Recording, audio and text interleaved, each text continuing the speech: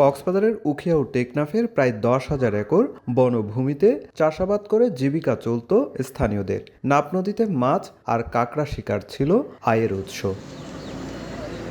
2017 সালের 25শে আগস্ট রোহিঙ্গা আগমনের পর 9 বছরে সেই পথ প্রায় বন্ধ। বনভূমিতে বেড়েছে অপহরণ সহ নানা অপরাধ। মিয়ানমারের বিদ্রোহী গোষ্ঠী আরকান আর্মির ভয়ে নাপ নদীতে মাছ ধরতে গিয়ে ঝুঁকিতে জেলেরা।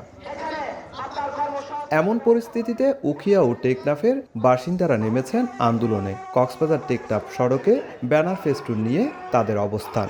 দাবি ক্যাম্পকেন্দ্রিক অপরাধ নিয়ন্ত্রণ সহ 7 দফা বাস্তবায়ন। রোহিঙ্গারা কাঁটাতারের বাইরে গিয়ে তারা বিভিন্ন কাজকর্ম করে, সেজন্য আমাদের যারা স্থানীয় জনগোষ্ঠী আছি আমাদের নিরাপত্তা হুমকির মধ্যে পড়তেছে। রোহিঙ্গা ক্যাম্পের মাধ্যমে আপনার ওয়াইফাই থেকে শুরু করে আর অনলাইন জুয়া, মাদকের চড়াচড়ি বেড়ে গেছে।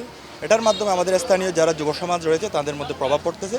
বনভূমি উজাড় ও পাহাড় কেটে স্থায়ী আবাসনের মাধ্যমে রোহিঙ্গাদের দীর্ঘমেয়াদী পুনর্বাসনের চেষ্টা প্রত্যাবাসনকে বাধাগ্রস্ত করছে অভিযোগ সচেতন মহলের। অবিলম্বে এই সমস্ত পুনর্বাসনের মতো প্রকল্প যদি বন্ধ করা না হয় আমরা কঠোর আন্দোলন গড়ে তুলব। আমাদের কষ্টগুলো হয়তো একসময় আমরা বলতে বলতে যদি শেষ পর্যন্ত কেউ না শুনে, তাহলে এখানে সকল মানুষ মিলে আমরা আন্দোলন সংগ্রাম করা ছাড়া আমাদের কোনো উপায় থাকবে না।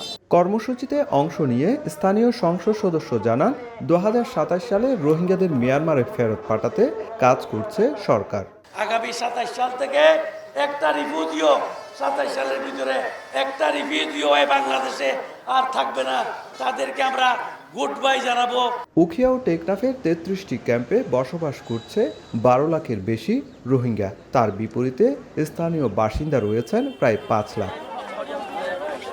সুজাউদ্দিন রুবেল, সময় সংবাদ, কক্সবাজার।